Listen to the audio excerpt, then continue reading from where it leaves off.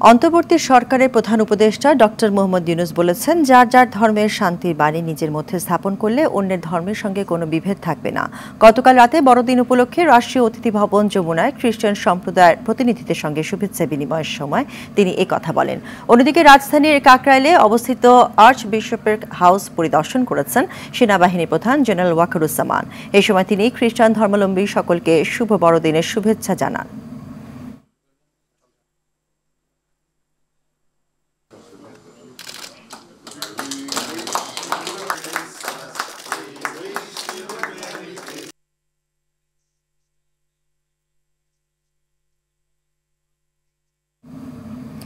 এই বিষয়ে আরো জানাতে বরিশালে আছেন সহকর্মী আরিফুল ইসলাম। সেখান থেকে সরাসরি যোগ দিচ্ছেন তিনি। আরিফ, বড়দিনের আনুষ্ঠানিকতার বিষয়ে সবশেষ কি তথ্য রয়েছে আপনার কাছে?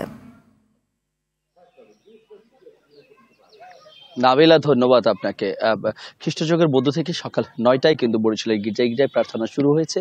আমি এখন আছি সদর রোডের যে গির্জাটিতে, আপনি দেখাতে চাচ্ছি যে চারদিকে কিন্তু সাজ রব, অর্থাৎ গতকাল রাত ১২টা ১ মিনিট তারা কেক কাটার মধ্য দিয়েই কিন্তু এই যীশু খ্রিস্টের জন্মদিন অর্থাৎ তাদের যে শুভ বড়দিন সেটির আনুষ্ঠানিকতা শুরু করে। এবং এর আগে সন্ধ্যা থেকেই কিন্তু এখানে যারা ভক্ত রয়েছে, খ্রিস্ট ভক্তরা, তারা কিন্তু আসতে শুরু করে। এবং প্রতিটি গির্জায় কিন্তু এই যে গোশাল ঘর তৈরি করা হয়েছে এবং এই গোশাল ঘরের মধ্যে থেকে যে যীশু খ্রিস্টকে রাখা হচ্ছে। এবং এখানে কিন্তু অন্য যে খ্রিস্ট ধর্মাবলম্বী যারা রয়েছেন তারা কিন্তু আসছেন। এখন চলছে প্রার্থনা ভিতরে, যদিও সেখানে গণমাধ্যম কর্মীরা যাচ্ছেন না, যেহেতু তাদের প্রার্থনা চলছে। তো এর পরপরই হয়তো বা তারা আজকে বড়দিন উপলক্ষে বক্তব্য দিবেন। তবে চারপাশটা কিন্তু গতকালকে থেকে আমরা সাজানো দেখেছি গোটা বরিশালে।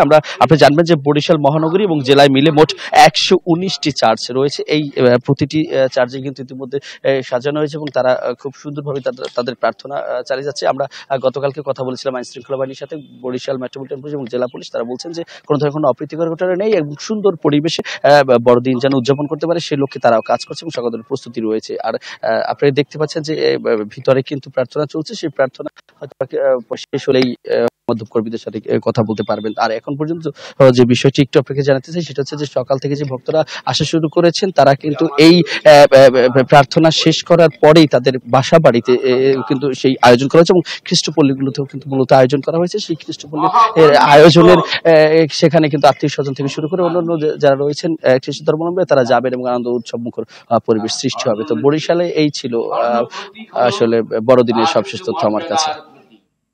ধন্যবাদ আরিফ আপনাকে।